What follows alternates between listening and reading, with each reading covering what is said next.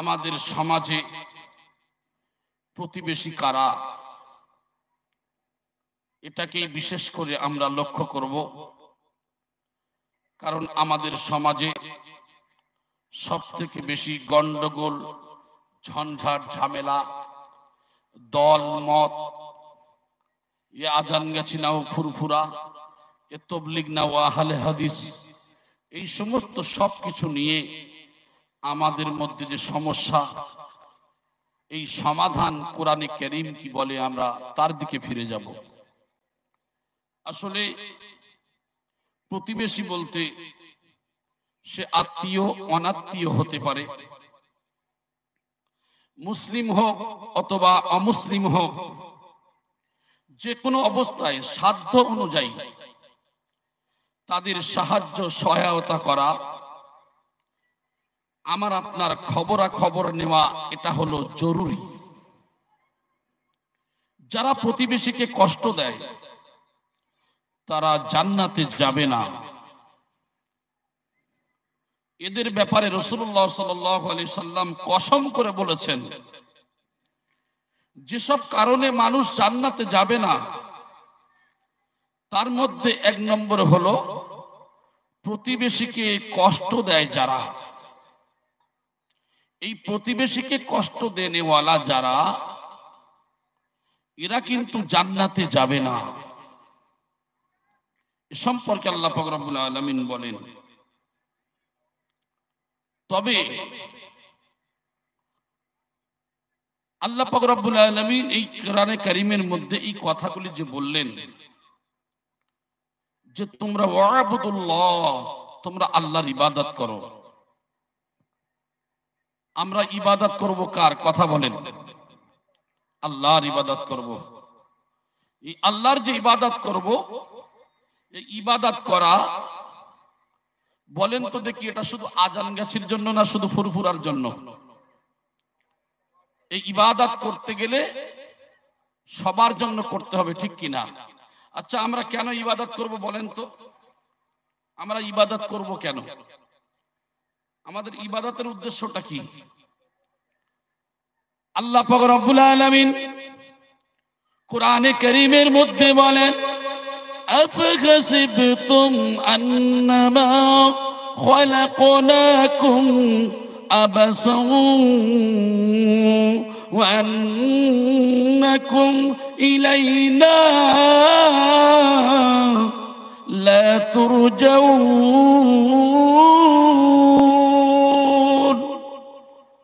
আমার আল্লাহ জানিয়ে দেন, আল্লাহ পাক রব্বুল আলামিন বলেন, তোমরা কি মনে করেছিলে আমি তোমাদের রব, আমি তোমাদের স্রষ্টা, তোমাদেরকে অনর্থক বানিয়েছি? আমি আল্লাহ তোমাদের কি এমনি বানিয়েছি? ও বান্দা, তোমরা কি মনে করো আমি রব আমার কাছে ফিরে আসবে না?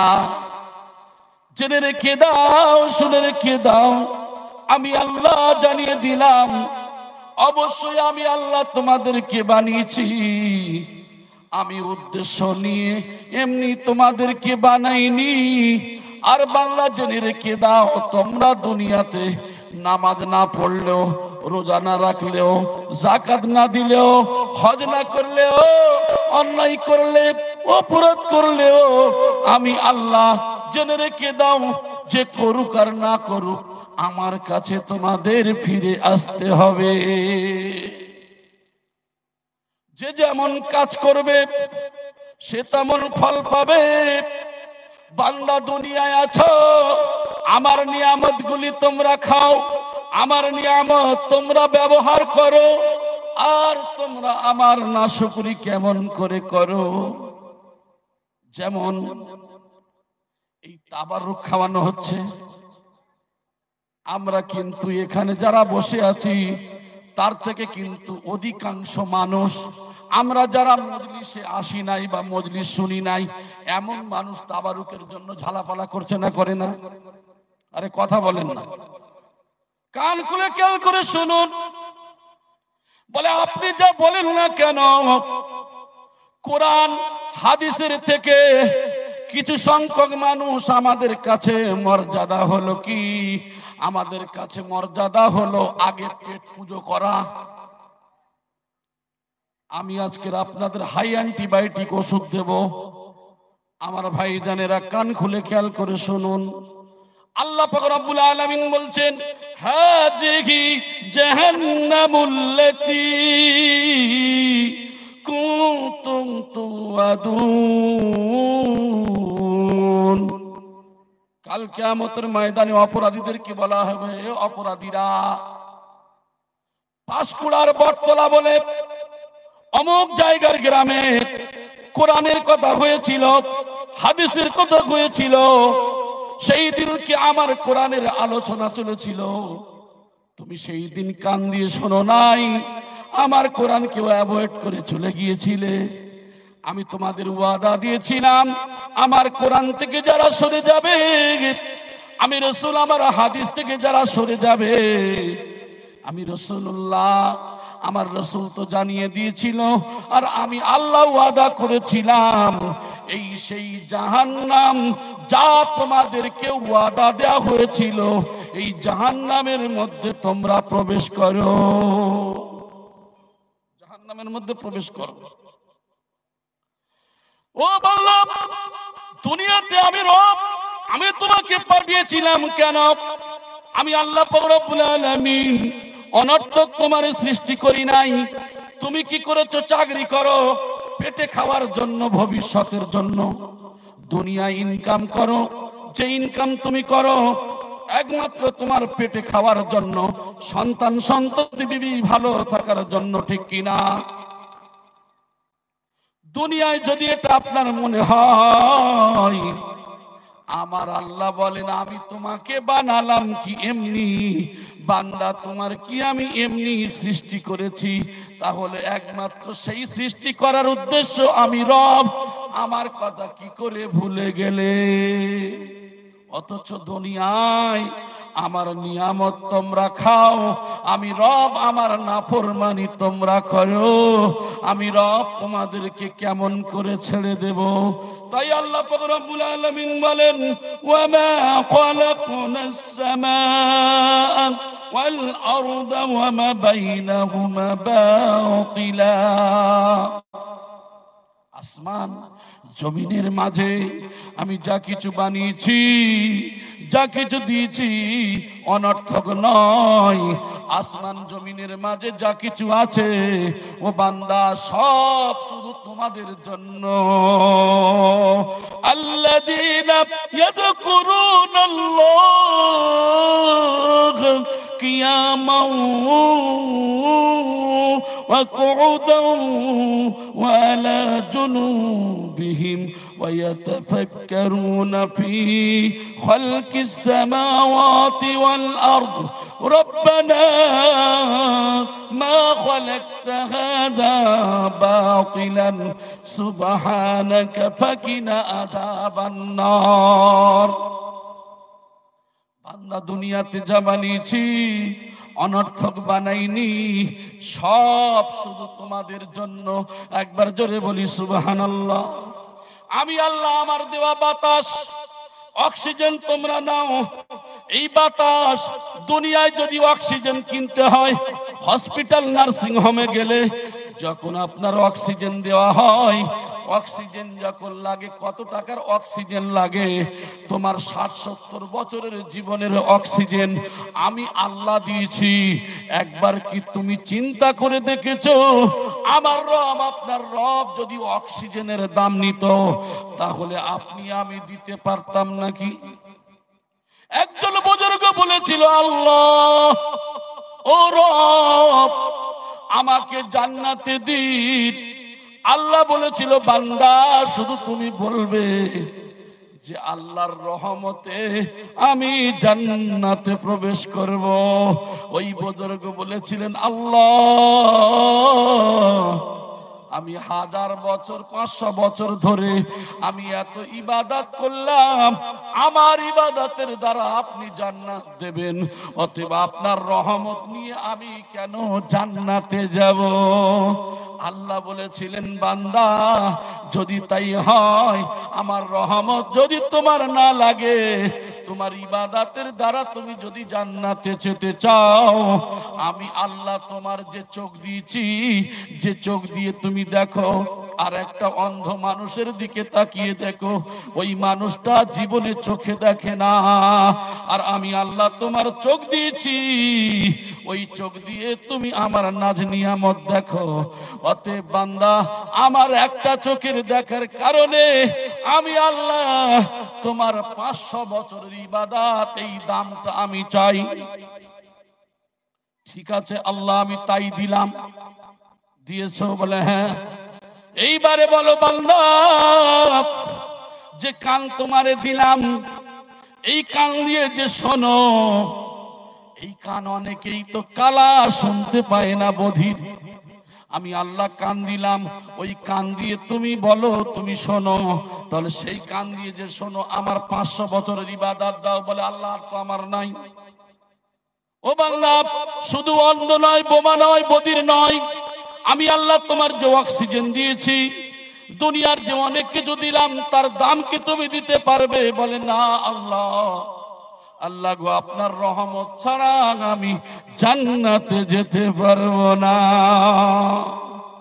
আমার বলার উদ্দেশ্য হলো, আল্লাহ বানানো আল্লাহর ইবাদতের জন্য, আল্লাহ অনর্থক সৃষ্টি করে নাই। আজকের বটতলার এই গ্রামে মজলিস চলছে, আমার আল্লাহ পাক রব্বুল আলামিন জানিয়ে দিয়েছেন, এই মজলিসে যারা বসে, আমার নবী বলেন 3 শ্রেণীর মানুষ এখানে বসে আছে। 1 নম্বর হলো মুমিন, আর একজন হলো মুনাফিক, আর একজন হলো আবু জেহেলের উত্তরসূরি। কয় ধরনের শ্রোতা? 3 ধরনের শ্রোতা। এইবারে শোনেন, তারা কারা? ওই ব্যক্তি হলো তারা, মুমিন হলো তারা, আল্লাহ তারা কি, ইন্নামাল মুমিনুনা আল্লাযীনা ইযা যুকিরাল্লাহ ওয়াজিলাত কুলুবুহুম ওয়া ইযা তুলিয়াত আলাইহিম আয়াতুহু যাদাতুহুম ঈমানাও ওয়া আলা রাব্বিহিম ইয়াতাওয়াক্কালুন। মুমিন হলো তারা যারা আল্লাহর জিকির, আল্লাহর স্মরণে, ওয়াজিলাত কুলুবুহুম, অন্তরে কম্পন শুরু হয়ে যায়, আর আল্লাহর কোরআন যখন শোনে, তখন তাদের কি হয়?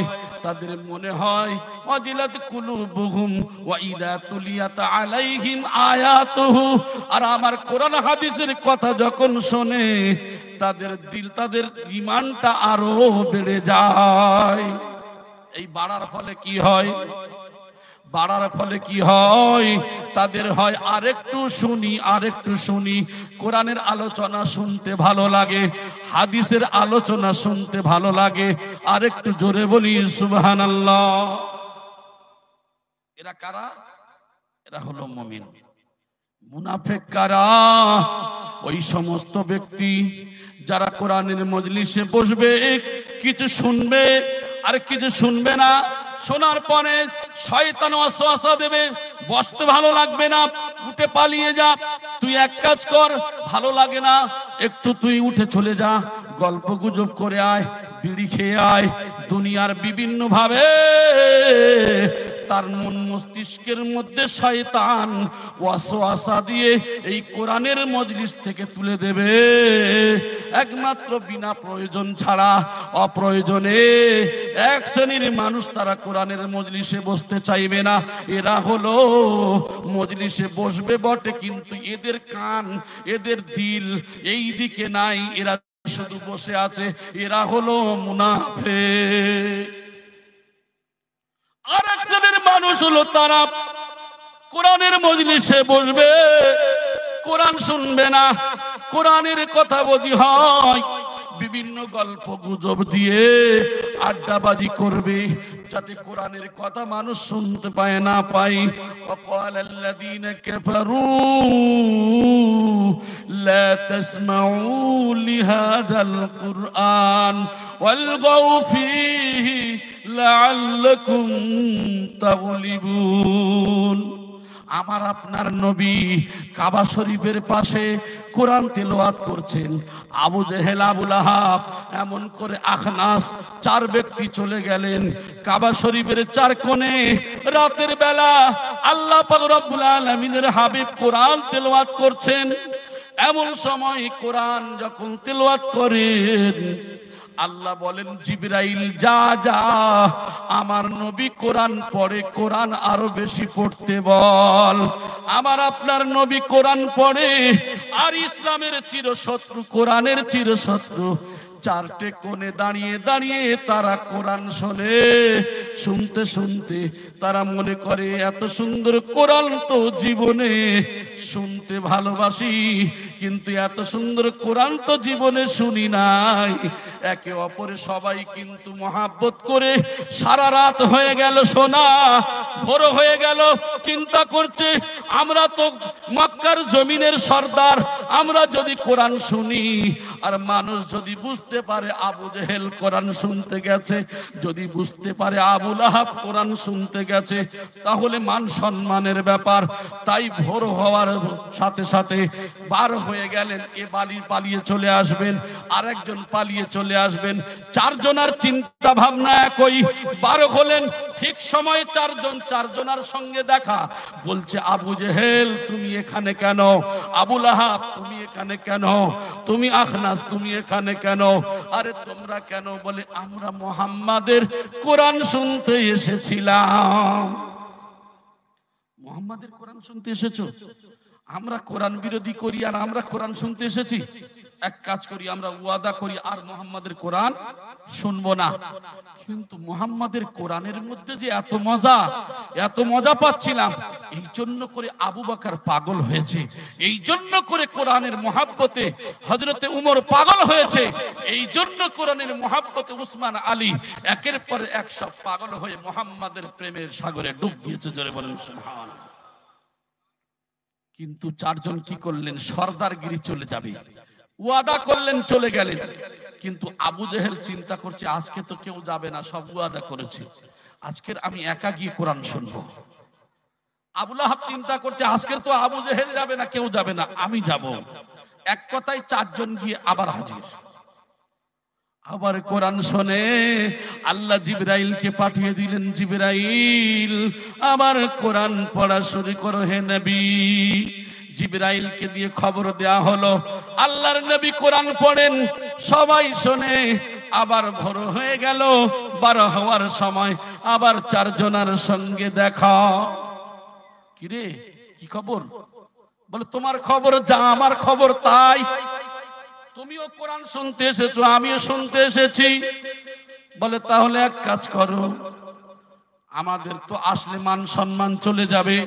হাতে হাত দিয়ে ওয়াদা করলেন যে আজ থেকে আর জীবনে কোনোদিন মুহাম্মাদের কোরআন শুনবো না।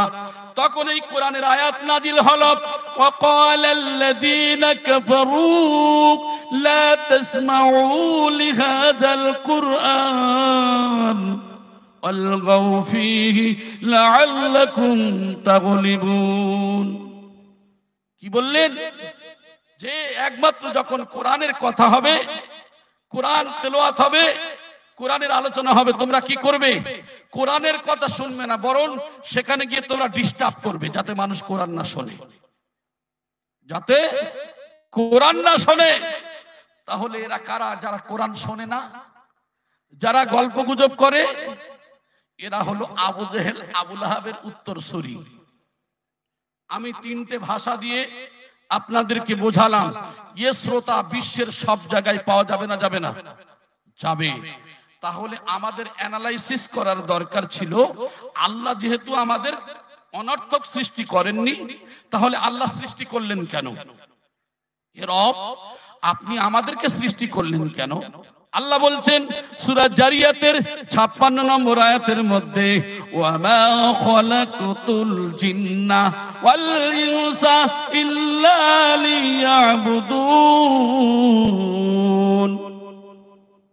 ওরে শোন শোন, আমি রব, আমি আল্লাহ এই জন্য করে জিন আর ইনসান মানব জাতিকে বানিয়েছি, এই দুইটা জাতিকে বানিয়েছি শুধু তারা আমার ইবাদত করবে। আল্লাহর ইবাদতের জন্য পাঠালো। তাহলে আমরা এই বটতলা এই গ্রামে যত মানুষ আছি সবাই কি আমরা নামাজ পড়ি? কথা বলেন, আরে কথা বলেন না। আমরা নামাজ পড়ি না।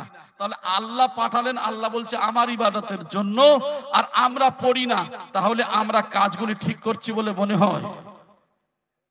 আমার ভাই, সম্পর্কে আযাবের ঘটনা আমি অন্য সময় যদি আল্লাহ নিয়ে আসে আমি বলবো। তবে আমি যে কথাগুলি বলছি একটু শোনার চেষ্টা করবেন, কারণ আল্লাহ পাক রব্বুল আলামিন পাঠিয়েছেন শুধু তার ইবাদত করার জন্য। এখন অনেকেই বলবেন, তাহলে আমরা কি ব্যবসা করব না, চাকরি করব না, আমরা কি দুনিয়ার কাজ কারবার গুলি করব না? আল্লাহ জানিয়ে দিলেন, ও বান্দা, তুমি আমার ডাকবে দাঁড়ানো অবস্থায়, বসা অবস্থায়, শোয়া অবস্থায় আমার তোমরা ডাকবে। অতএব তোমরা যে অবস্থায় থাকো না কেন, ফজরের নামাজ পড়ে ফান্তাশিরু ফিল আরদ, তোমরা জমিনে বিচরণ করবে। দুনিয়ায় তোমরা ইনকামের জন্য চলে যাবে। আর তোমরা যখন দুনিয়ার ইনকামের জন্য যাবে, ফজর থেকে নিয়ে জোহর পর্যন্ত দুনিয়ার কাজ করেছো, আর আমি আল্লাহ তোমাদের ইবাদতের মধ্যে লিখে দিয়েছি। জোহর থেকে আসর, আসর থেকে মাগরিব, মাগরিব থেকে ঈশা। মান সাল্লাল ঈশা ফি জামাতিন ফাকান্নামা কামা নিসফাল লাইল ওয়া মান সাল্লাস সুবহি ফি জামাতিন ফাকান্নামা কামা নিসফা কুল্লাহু। যদি কেউ ফজরের নামাজ পড়ে জামাতের সঙ্গে, ইশারের জামাত যদি পড়ে, রাত্রে বেলা ঘুমিয়ে পড়লো, হাফ রাত তার নামায় আমলে ইবাদতে গণ্য হয়ে গেল। আর ফজরের জামাতে যখন হাজির হলো, সারা রাত বিবি বাচ্চা নিয়ে ঘুমিয়ে আরামের বিছানায় রাত কাটালো, আমার আল্লাহ ইবাদতের মধ্যে লিখে দিল 24 ঘন্টার মধ্যে 55 মিনিট থেকে 1 ঘন্টা, অর্থাৎ 5 ওয়াক্ত নামাজ যদি পড়ে দুনিয়ার কাজ করবে, আমার আল্লাহ বলে এগুলি সব ইবাদতের মধ্যে গণ্য হয়ে যাবে। কিন্তু আমরা মানুষ কি করি না? ইবাদত করি না, ইবাদত করি না, কিন্তু দল ঠিক বুঝি। কি বুঝি? দল বুঝি। কি বোঝেন? আজান গাছি ফুরফুরা, তাবলীগ, আহলে হাদিস, এই আমাদের সমাজের অবস্থা। আর এখন তো ইউটিউব মৌলানা, ফেসবুক মৌলানা অনেক বেশি, ঠিক কিনা? আরে আপনাদের এখানে আছে নাকি ইউটিউব ফেসবুক মৌলানা? আপনি যত মাদ্রাসায় পড়েন না কেন, দেখবেন আপনার থেকে বেশি জানে। গতকালকে আমি ছিলাম বাগনান এলাকাতে, তো কিছু ভাইরা গিয়েছেন, বলে হুজুর আমি এখানে হাত বাঁধি, এটা কোনো অসুবিধা আছে, কোনো সমস্যা আছে? আমি বলছি, বাবা তুমি এটা বাঁধো, তুমি ঠিক আছে, আর আরগুলো কি করো? আরগুলো কি করো? বলে আরগুলো কিছু করি না। আমি বলছি যে তুমি কি মনে করো যারা নিচে হাত বাঁধে তারা কি ঠিক নয়? তা বলছে এটা তো আমি জানি না। বলে তুমি না জেনে তাহলে করতে গেলে কিসে? বলে আমি ইউটিউব থেকে করেছি। এরা হলো ইউটিউব হুজুর।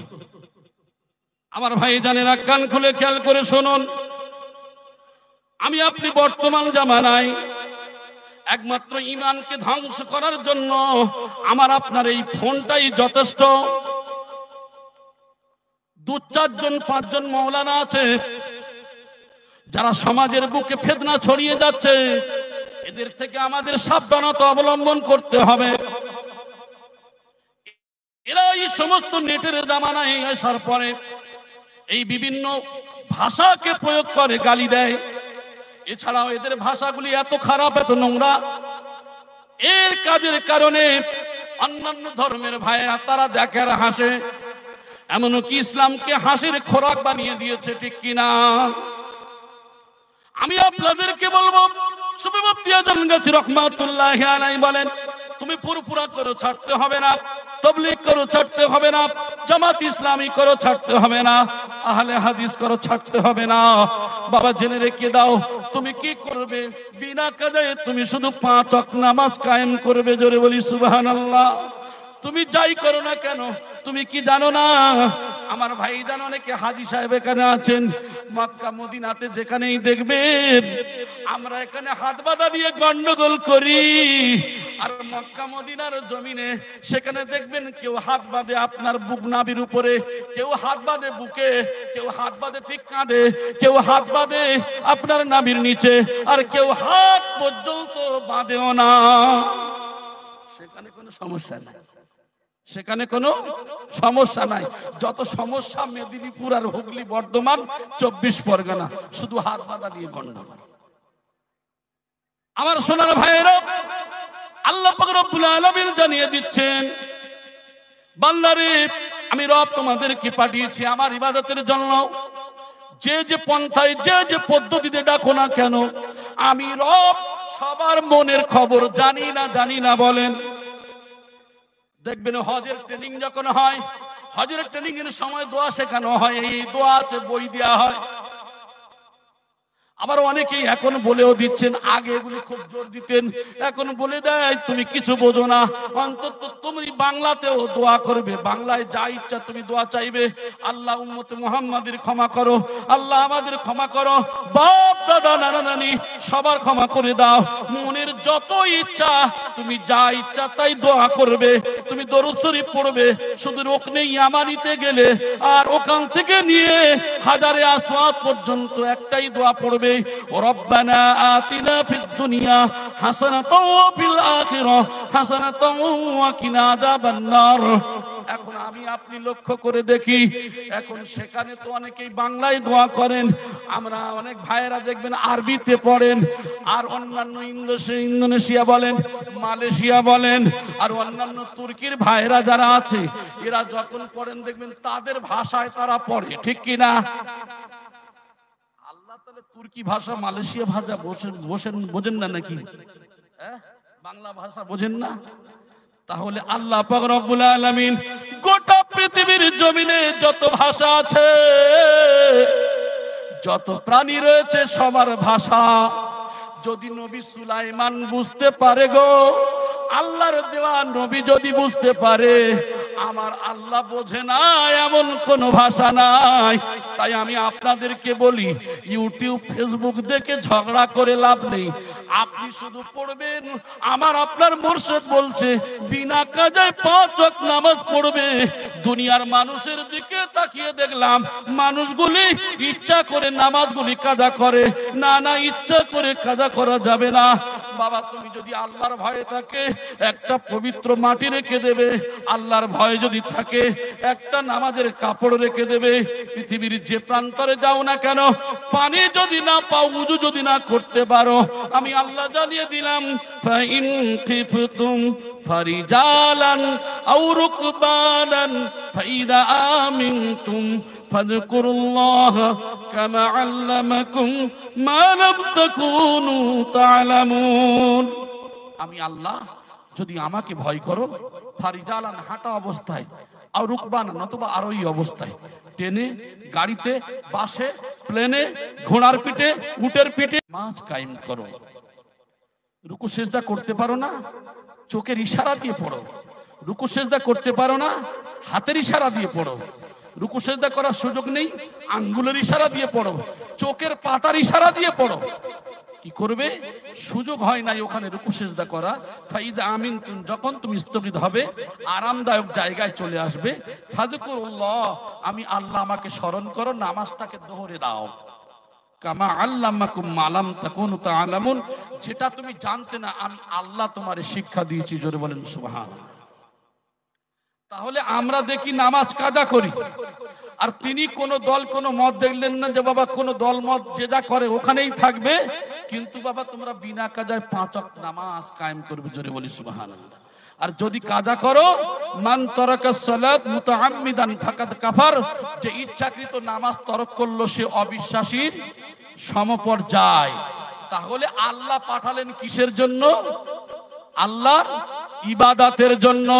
আবার প্রশ্ন করব, আল্লাহ গো তাহলে আমাদের যে পাঠিয়েছেন আপনার ইবাদত করার জন্য, আল্লাহ আমরা কতদিন তোমার ইবাদত করব? আল্লাহ, চাকরি করলে তো অনেকেই 60 বছর 65 বছর, ব্যবসা বাণিজ্য করলে যেতে না পারলে বুড়ো হয়ে গেলে ছেড়ে দেয়, তাহলে ইবাদত কতদিন করব? আল্লাহ পাক রব্বুল আলামিন বলেন, ওয়াবুদু রাব্বাকা হাত্তা ইয়াতিকাল ইয়াকিন, মরণের পূর্ব পর্যন্ত তোমরা আমার ইবাদত করবে, ইবাদত থেকে কোনো মাফ হবে না। চাকরির 60 বছর 70 65 বছর, অন্যান্য কাজে বৃদ্ধ হয়ে গেলে যেতে পারে না, কিন্তু নামাজের ব্যাপারে আল্লাহ কি বললেন? মৃত্যুর পূর্ব পর্যন্ত নামাজ আদায় করতে হবে।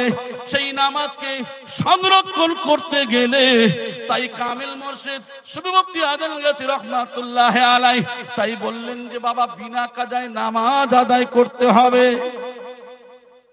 আচ্ছা, আজান গাছি রহমাতুল্লাহ এই কথা বলেছেন, এখন বলেন তো কোন দলের পীর সাহেব কি এই কথা বলেছে যে নামাজ কাজা করো ইচ্ছা করে? আরে কথা বলেন না। কোন আলেম বলবে ইচ্ছা করে কাজা করো?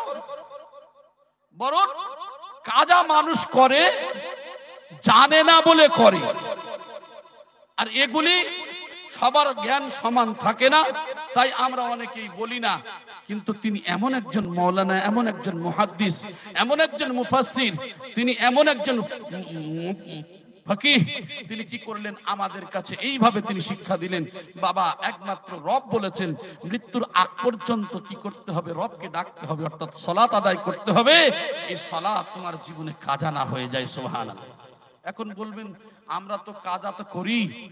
হ্যাঁ, কাজার ব্যাপারে যে জায়গা আপনি পড়েছেন ওটা আপনার ইচ্ছাকৃত কাজা করা যাবে না। আর যদি যে কাজাটা হয় সেটা যদি আপনি পাগল হয়ে যান, বেহুশি হয়ে যান, সে কারণগুলো ফতোয়ার কিতাবে দেওয়া আছে। ইচ্ছাকৃত কাজা করা যাবে না। আর তিনি দিলেন কি ছোট্ট একটা কোরআনের ওজিফা। এখন অনেকেই বলবেন এরা আজান গাছির ওজিফা, এটা হলো কোরআনের ওজিফা। ও ভাইজান, আজান গাছি রহমাতুল্লাহ আলাইহি ঘরে থেকে নিয়ে আসেন নাই। আমরা জানি প্রত্যেক মানুষ মারা যাবে। কি হবে? প্রত্যেক মানুষ মারা যাবে। আমরা তাই আল্লাহকে প্রশ্ন করি, কি প্রশ্ন করবো? আল্লাহ গো তাহলে আমরা কি মরে যাব? তাহলে মৃত্যু পর্যন্ত কি করতে হবে? নামাজ পড়তে হবে। এইবার আল্লাহ কি আমাদের মরণ আসবে? আমরা কি মরে যাব? আল্লাহ বলেন কুল্লু নাফসিন যায়িকাতুল মাউত, সমস্ত নফসের মৃত্যুর পেয়ালা পান করতে হবে। তাহলে মৃত্যু তো আমাদের আসবে। এখন মরে যাওয়ার সময় দেখবেন আমরা যখন মারা যাই, মারা যাওয়ার সময় বাপ-মা, দাদা দাদি, নানা নানি, চারদিকে ছেলে মেয়ে সব ঘিরে থাকে না? থাকে না? বাঁচানোর ক্ষমতা মানুষের হাতে থাকলেও কে বাঁচিয়ে নিতে পারতেন, ঠিক কি না? কিন্তু সবাই ঘিরে থাকে। চোখ দাঁড়িয়ে গেল, নাক বেঁকে যায়, শ্বাস প্রশ্বাস কমে আসে, ঠিক কিনা কথা বলেন? আমার আল্লাহর অর্ডার হয়ে যাবে। মানুষ তো মৃত্যুর সময় তার নাক বেঁকে যায়, চোখ দাঁড়িয়ে যায়। বড় মেয়ে বলে আব্বুরে আমি তোমার মেয়ে ফাতেমা, একটু পানি দিই বাপ তুমি খাও। আমি তোমার বড় ছেলে আব্দুস সাত্তার, একটু পানি দি খাও। ওরে আমার সোনার মালিক ভাইয়েরা রে, মৃত্যুর সময়ে যেমন আসে আশিকারা রোজ মাহশর বা কিয়ামত কারনিস, আশিকারা রোজ তামাশায়ে জামালে ইয়ারনিস। ও ভাই জানেরা, এ সম্পর্কে অনেক কথা। তোমার মৃত্যুর সময় ফাতেমা তোমার বাপের মুখে পানি দাও। আব্দুস সাত্তার গো তোমার বাপের মুখে পানি দাও। তুমি কি জানো তোমার বাপের পিপাসার কলিজা এত জোরে টান ধরে, ওই সময় 7 সমুদ্রের পানি দিলেও বাপের পিপাসা মিটবে না। কিসের চিন্তা করো? পিপাসা মেটাতে চাও? তুমি ঠোঁট ভিজাতে চাও? না, মরণ মরণের সময় তুমি শুধু মাতার কাছে বসে বসে তুমি পড়ো লা ইলাহা ইল্লাল্লাহ মুহাম্মাদুর রাসূলুল্লাহ সাল্লাল্লাহু আলাইহি ওয়াসাল্লাম। তুমি বলতেও পারবে না আব্বা গো তুমি এই কলেমাটা পড়ো, আব্বা তুমি পড়ো, তুমি পড়ো। কারণ মৃত্যুর সময় এত কষ্ট, এত জাকান্নানি হয়। আর ওই সময় যদি বলো তোমার বাপ যদি একবার যদি বলে না আমি পড়তে পারবো না, একবার যদি শয়তান যেহেতু দাঁড়িয়ে যায়, শয়তানের ওয়াসওয়াসার কারণে তোমার বাপের মূর্তিটা মুখটা যদি ঘুরিয়ে দেয়, আর কলেমা যদি না পড়ে মারা যায়, আর কলেমার অস্বীকার করে যদি মারা যায়, ওই মানুষটা ঈমান হারা অবস্থায় মারা যাবে। এই জন্য করে মৃত্যুর সময় বলা যাবে না আব্বা তুমি কলেমা পড়ো, কলেমা পড়ো।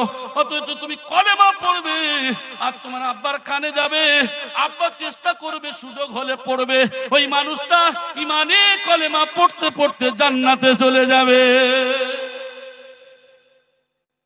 আমার সোনার ভাইরা, কলেমা এত সহজ জিনিস, মরণের সময় আসলে সে পড়ে নেবে, এত সহজ জিনিস নয়। সেই সময় মানুষ কি করতে থাকবে? তাহলে মানুষ সেই সময় প্রত্যেক মানুষ মরবে, মরণের হাত থেকে তার রেহাই পাওয়া যাবে না। তাই মৃত্যুর হাত থেকে যদি রেহাই না পাওয়া যায়, তাহলে মানুষগুলি কেন আল্লাহকে ভুলে যায়, রবকে ভুলে যায় কেন? নামাজ পড়ে না কেন? কাল কিয়ামতের ময়দানে আমার রব্বুল আলামিন যাদেরকে ঘোষণা দিয়ে দেবেন এরা জাহান্নামী, এরা দোজখী হয়ে গেল, এই আমলনামাগুলি নিয়ে এর আগে আমি কিছুদিন আগে বলেছিলাম আমলনামাটা শুধু পাশে রাখা হবে। পরীক্ষার রেজাল্ট যেমন মাস্টার মশাইরা নিয়ে আসে, ছাত্রগুলি দাঁড়িয়ে থাকে, তাদের মুখের মধ্যে ধড়পড়ানি শুরু হয়, আমি পাস করব না ফেল করব, আমি ফার্স্ট ডিভিশন পাবো না সেকেন্ড ডিভিশন পাবো। এই চিন্তায় যাদের মধ্যে হয়ে বুকের মধ্যে একটা ভয় কাজ করে, অথচ দুনিয়ায় যদি ফেল করে পরের বছর সুযোগ হয় আল্লাহর আদালতে, সেই দিন এই রকম ভাবে আমলনামা যখন কাছে রাখা হবে, সেই দিন কি ওই জাহান্নামী মানুষগুলো তাদের ধড়পড়ানি কেমন ধড়পড়ানি হবে, কম্পন শুরু হয়ে যাবে। ওয়াউদিয়াল কিতাবু ফাতরুল মুজরিমিনা মুশফিকিনা মিম্মা ফীহি ওয়া ইয়াকুলুনা ইয়া ওয়াইলাতানা মা লিহাদাল কিতাব লা ইউগাদিরু সাগীরাতান ওয়ালা কাবীরাতান ইল্লা আহসাহা ওয়া ওয়াজাদু মা আমিলু হাদিরা। কম্পন শুরু হয়ে যাবে। একবার বলবে আরে আমি তো 12 বছর পরে সাবালক হওয়ার পর থেকে সব গুনাহ লেখা, জীবনে যা করেছি সব তো গুনাহ এখানে লেখা, কি করব? কোনো রাস্তা নাই। ওই মানুষ তো জাহান্নামের ঘোষণা তো হয়ে গেছে। থরথর করে কম্পন শুরু হয়ে যাবে। দুনিয়ার বিপদে ভাইরা দাঁড়িয়ে যায়, মায়েরা দাঁড়িয়ে যায়, পাড়া প্রতিবেশী দাঁড়িয়ে যায়। সেই দিন কিন্তু পাশে দাঁড়ানোর কাউকে পাওয়া যাবে না। তাই বলা হলো দুনিয়ায় মানুষ যখন মারা যাবে, ওই মানুষ মারা যাওয়ার পরে ওই মানুষকে কবরস্থানে নিয়ে যাবে। কবরস্থানে নিয়ে যাওয়ার পরে তার 3টা জিনিস তার সঙ্গী হয়ে যায়, মাল সামগ্রী, সন্তান সন্ততি, সব সঙ্গী হয়ে যায়। একটা জিনিস যায় আর 2টা জিনিস রিটার্ন চলে আসে। ওই মৃত ব্যক্তির সঙ্গী হয় না। জিজ্ঞাসা করা হলো কোন জিনিস যায়, কোন জিনিস ফিরে আসে? ওই মৃত ব্যক্তির সঙ্গী সাথী, পিতা মাতা, সন্তান সন্ততি, ছেলে বিবি সব ফিরে চলে আসে, তার মালমাত্তা সব ঘুরে চলে আসে। শুধু তার সঙ্গী হবে তার জীবনের আমল ছাড়া কিছু নয়। আমলটা কি? মানুষ মারা গেলে সব আমল বন্ধ হয়ে যাবে, আর কিছু তার কবরে যাবে না। 3টা জিনিস তার সাদকায়ে জারিয়া হবে, কবরে যাবে। 1 নম্বর হলো সাদকায়ে জারিয়া, আর 2 নম্বর হলো কোন মসজিদ মাদ্রাসা মক্তব বানিয়ে গেল। নম্বর 3 হলো এমন কাজ সে করে গেল, কোনো কিছু শিক্ষা করলো, অপরকে শিক্ষা দিয়ে গেল। ওই মানুষটা মারা যাওয়ার পরে তার কবরে 3টা জিনিস সদকায়ে জারিয়া হয়। আমি যে কথা বলছিলাম ওজিফা, আমরা মনে করি আজান গাছির ওজিফা, সূরা ফাতিহা আজান গাছির নয়, সূরা ইখলাস আজান গাছির নয়, সূরা ফালাক আজান গাছির নয়, সূরা নাস আজান গাছির নয়, এটা হলো স্বয়ং আল্লাহর কোরআন, ঠিক কিনা? এই কোরআন বলা হলো সূরা ফাতিহা একবার পড়বে বাবা 20 পারা কোরআন শরীফ পড়া সওয়াব পাবে। সূরা ইখলাস 3 বার পড়বে, একটা খতমের সওয়াব পাবে। ফালাক একবার, নাস একবার পড়বে। দুনিয়ার মানুষ তাবিজ কবজ দিয়ে তোমার জাদু টোনা কাটায়, দুনিয়ার মানুষ জিন ভূত তাড়ায়, তোমার জাদু টোনা কি করে? তোমার এই যে আপনার তাবিজ দিয়ে তাড়ায়।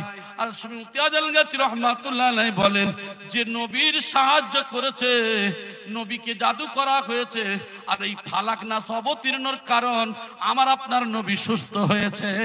ওরে আমার বটতলার ভাইরা, আজকের যদি এই ওজিফা আমল করতে পারো, প্রত্যেক দিন 150 আয়াত তোমার কোরআন তেলাওয়াত হলো, আর 8 খতম 10 পারা সওয়াব তোমার হয়ে গেল। তার সঙ্গে ফালাক নাস পড়ার সাথে সাথে জীবনের জাদু টোনা ভূত প্রেত খবিশ খান্না যত রকম দুনিয়ার কালো জাদু রয়েছে, এই ফালাক নাসের কারণে সব থেকে নিষ্কৃতি পেয়ে যাবে। দরুদ শরীফ পড়লে দোয়া কবুল হবে। আমার ভাই জানেরা, এমন মানুষ এখানে এই গ্রামে আছে 100-র ভিতরে 50 জন মানুষ কোরআন পড়তে পারে না, ঠিক কিনা? তা বলে এই বলি না যে কোরআন পড়তে হবে না।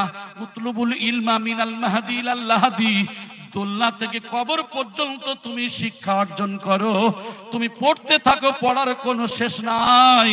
কিন্তু আজান গাছি রহমাতুল্লাহ আলাইহি চিন্তা করলেন আখিরের জামানায় মানুষ কোরআন না নিয়ে যেন কবরে যায়, তাই ছোট্ট ওজিফা কোরআন ও হাদিস থেকে নিয়ে তুলে দিলেন।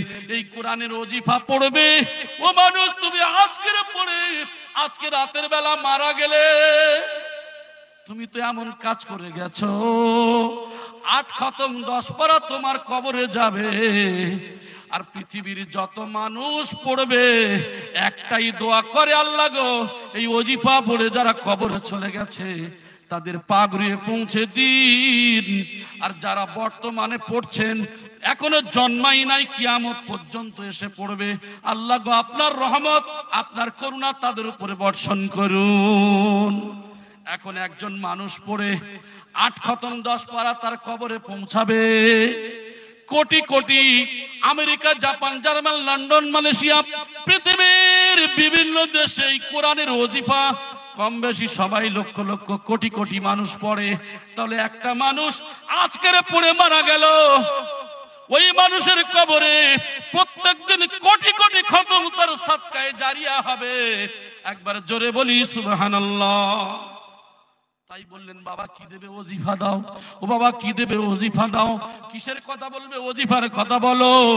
এই 2 মিনিটের ওজিফার মধ্যে এমন ফজিলত রয়েছে, মানুষটা একবার তুমি পড়ে কবরে চলে যাবে, প্রত্যেকদিন কোটি কোটি খতম তোমার কবরে সাদকায়ে জারিয়া হবে। আমার ভাই তারপরে বলা হলো বাবা তুমি আজান গাজি করো, পুরোপুরা করো, তবলিগ করো। না না, আজকের বিবাদকে বাদ দাও, ঝগড়া বাদ দাও, আজকের দল দেখলে হবে না। পৃথিবীর যত কামেল ওলি আল্লাহ রয়েছে এটা শুধু একজন আর একটা দল, একটা সিলসিলার ওলি আল্লাহ নয়। এই ওলি আল্লাহ যারা আছেন এরা হলো কোরআন হাদিস অনুযায়ী চালাতে চায়। আর কোরআন হাদিস অনুযায়ী চালানো মানে গোটা পৃথিবীর যত ওলি আল্লাহ এরা হলো সবার জন্য ওলি, সবার জন্য অভিভাবক, সবার জন্য মুর্শিদ, সবার জন্য পীর, সবার জন্য কামেল ব্যক্তি। জোরে বলেন সুবহানাল্লাহ।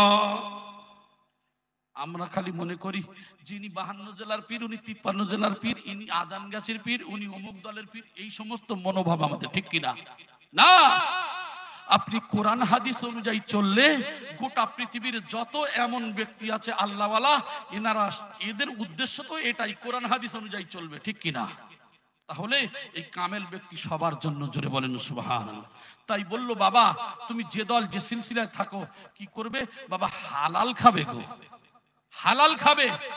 হালাল না খেলে দেখবেন ইবাদতের মধ্যে মজা আসে না। আপনি একটা জিনিস খেয়াল করবেন, একদিন আপনাকে যদি বলা যায় কালকেরে আগামীকাল সকাল 9টায় আপনার ফাঁসি হবে, সত্যিকারের বলে দেয়া হলো, ফাঁসির অর্ডার হয়ে গেল। আচ্ছা, আপনার সামনে যদি কালিয়া কোপ্তা বিরিয়ানি যদি ভালো জিনিস দেয়া হয়, খেতে পারবেন বলে মনে হয়? কারণটা কি জানেন? যে আমি কালকে মারা যাব, তার জীবনের আর কিছু থাকে না। সুন্দরী একটা নারী দেওয়া হলো, সেদিকে চোখ যাবে? যাবে না। কেন যাবে না? মারা যাব।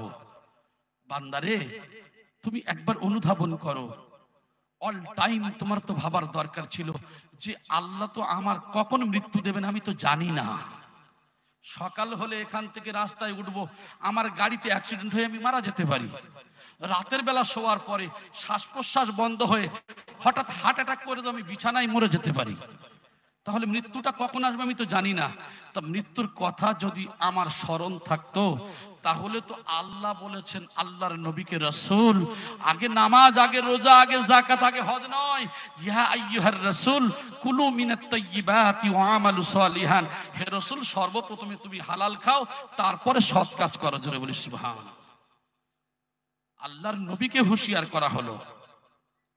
ও ভাই জানেরা, কান খুলে খেয়াল করে শুনুন, মাসুম রব্বানী এমন একজন ওলি আল্লাহ, মাসুম রব্বানী নিজে কি করলেন, তার পিতাকে বলছেন, আব্বা আমি যখন মাদ্রাসার কিতাবগুলো পড়ি, ওই কিতাব পড়ার সাথে সাথে আমার অন্তরের চক্ষু দিয়ে আমি সব কিছু দেখতে পাই। বলে বাবা তাই? বলে হ্যাঁ। তুমি এক কাজ করবে বাবা, তুমি কয়েকদিন যাবত তুমি ওই যে হোটেলে চলে যাবে। কিসের হোটেলে? তুমি অমুক জায়গার হোটেলে গিয়ে তুমি 3 দিন খাবে, 3 দিন তুমি রান্না করবে না। চলে গেল হোটেলে, খেলো, এদিকে আবার কিতাবগুলো পড়ে, কিন্তু চোখে আর সেগুলি দেখে না। আব্বা গো, আমার চোখে যেগুলি দেখতাম আজকের কেন দেখতে পাই না? ওই সময় তার পিতা বলেছিল, বাবারে শোনো, আমি তোমার পিতা, শুনে রেখে দাও, তুমি যখন নিজে হাতে রান্না করে খেতে, ওই হালাল খাদ্য তোমার পিতার কষ্ট করা হালাল খাবার তুমি নিজে হাতে রান্না করে খেয়েছো। ও বাবা, যখন তুমি নিজে হাতে রান্না করে খেয়েছো হালাল বস্তু, তোমার অন্তর চক্ষুটা আমার আল্লাহ এত প্রখর করে দিয়েছে, পরিষ্কার করে দিয়েছে, যেটা তুমি পড়তে তোমার অন্তর চক্ষু দেখাবে। তো হোটেলের প্লেটে শরিয়াতের দিক থেকে খাওয়া কোনো যায় অসুবিধা নাই, শরিয়াতের দিক থেকে খেতে পারবে, কিন্তু বাবা তাকওয়ার ক্ষেত্রে খেতে পারবে না। তাকওয়াটা একটা আলাদা, শরিয়াতের ক্ষেত্রে একটা আলাদা। তোমার নিজে হাতে তুমি রান্না করে খেয়েছো, এটা হলো তোমার তাকওয়া, তুমি আল্লাহ হাসিল করে ফেলেছো। ও বাবা, তুমি হোটেলের প্লেটে খেয়েছো, হোটেলের প্লেটে শরিয়াতের দিক থেকে খাওয়া জানা যায় হারাম নয়, কিন্তু ওই হোটেলে একজন বিড়িখোর খেয়েছে, ওই হোটেলের প্লেটে একজন সুদখোর খেয়েছে, ওই হোটেলের প্লেটে একজন মদখোর খেয়েছে। যদিও ওই প্লেটে তুমি খেয়েছো, ও বাবা 3 দিন হোটেলে খাওয়ার পরে তোমার অন্তর চক্ষুটা বন্ধ হয়ে গেছে। পিতা সন্তানকে বোঝাতে চাইলেন। অনেকের আমি বলতে চাচ্ছি, যদি কালকে সকাল 9টায় ফাঁসির অর্ডার হয়, তার যত ভালো খাদ্য দেন খাবে না, কারণ সে জানে আমি মারা যাব।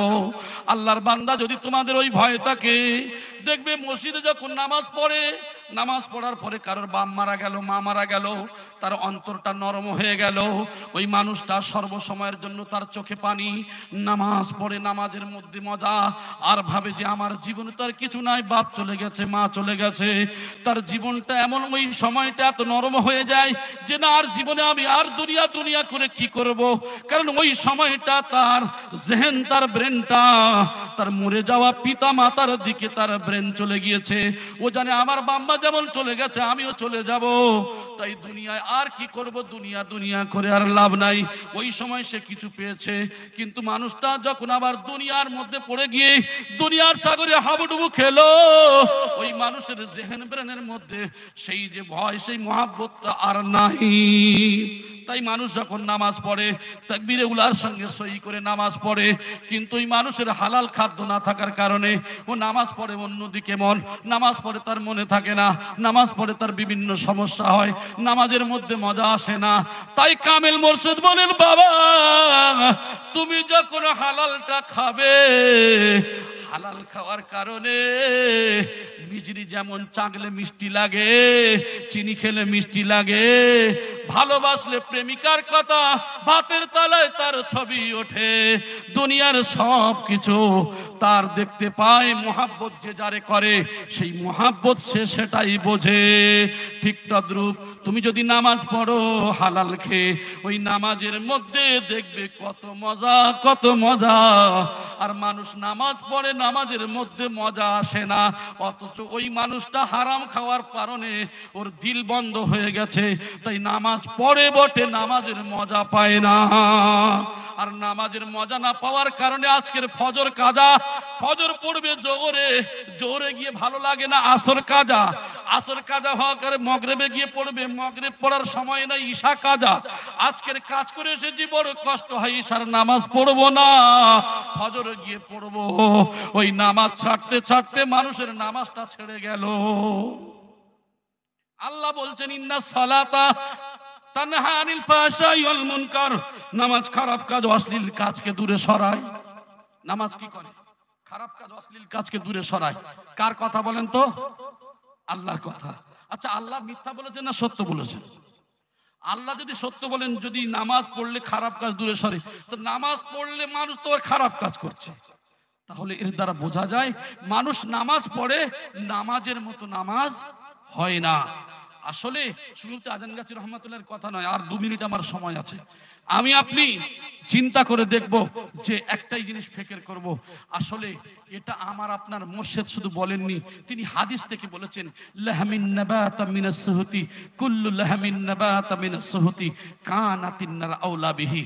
যদি তুমি একটু পরিমাণ হারাম খাও, তোমার শরীরে যে কোনো খাদ্য খেলে তো রক্ত মাংস তৈরি হয়, ওই রক্ত মাংস তোমার ওই হারাম খাদ্যের দ্বারা হয়েছে, তাহলে তোমার জন্য দোজখের আযাব হলো সমীচীন। এক লোকমা খেলে 40 দিনের ইবাদত বরবাদ হয়, তাহলে তুমি কত 40 দিন খেয়েছো হারাম? তাহলে তুমি নিজেই হিসাব করে দেখো। এক লোকমা বলতে এক ঢোক চা, এক গাল মুড়ি, এক ঢোক ভাত, যা বলেন না কেন, এই যে এক লোকমা 40 দিনের ইবাদত যদি বরবাদ হয়, তাহলে কত হারাম খেয়েছি, কত 40 দিন মাইনাস হয়ে গেছে। 60 বছর 70 বছর হিসাব করে দেখি আমাদের শরীরটা কোথায় যাবে। কামেল মুর্শিদ বলছে বাবা না, তোমার খাদ্যের মধ্যে যদি সামান্য সন্দেহ হয়, ওই খাবার তুমি খাবে না। জোরে বলেন সুবহানাল্লাহ। কামেলদের দরবারে কেন যাবে মানুষ? যাওয়ার কারণ ওই সমস্ত ওলি আল্লাহদের সংস্পর্শে যাওয়ার পরে আমার আপনার কি হবে? আমার আপনার দিল, আমার আপনার জেহেনকে কোরআনমুখী করে দেবে। জোরে বলেন সুবহানাল্লাহ। আমার ভাই, এই হালাল খাদ্য খেতে হবে, হালাল খাদ্য ছাড়া কোনো রাস্তা নাই। আমরা মনে করি সব হালাল মেনে কি হবে, আর হারাম। বর্তমানে দেখবেন আল্লাহ নবী সাল্লাল্লাহু আলাইহি ওয়াসাল্লাম হাদিসের মধ্যে বলেছে, আখিরি জামানায় এমন একটা সময় আসবে যে মানুষের হারাম হারামের ধারে কাছে যাবে না, সুদের ধারে কাছে যাবে না, কিন্তু হাওয়া হয়ে কি হবে? তার মধ্যে উড়ে যাবে। যেমন একজন বন্ধু রাস্তায় ধরলো, কিরে বন্ধু ভালো আছিস? বলে হ্যাঁ খুব ভালো আছি। এক কাজ কর, অনেকদিন পরে দেখা, চল একটু দোকানে যাই, চা খেয়ে আসি। বন্ধুর সঙ্গে গেল দোকানে, যাওয়ার পরে চা দিয়ে দিল, একদম বিসমিল্লাহি ওয়ালা বারাকাতিল্লাহ বলে চালিয়ে দিল। কে দিল?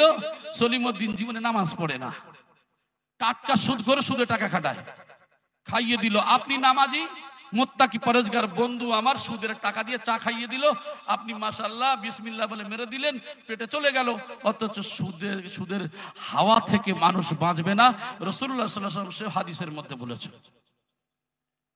আজকের অবাক হয়ে যাবেন, আপনাদের এলাকার কথা বলছি না, দেখবেন এই বন্ধন, এই সমস্ত ধরনের কোম্পানি উঠেছে পৃথিবীতে। এটাই সব থেকে বড় একটা চক্রান্ত হলো যে মুসলমানদের রেজেকের মধ্যে যদি হারাম ঢুকিয়ে দেওয়া যায়, এবার সে পৃথিবীর যত ভালো ইবাদত করুক সব মাইনাস হয়ে যাবে। ভিড় যদি নড়বড়ে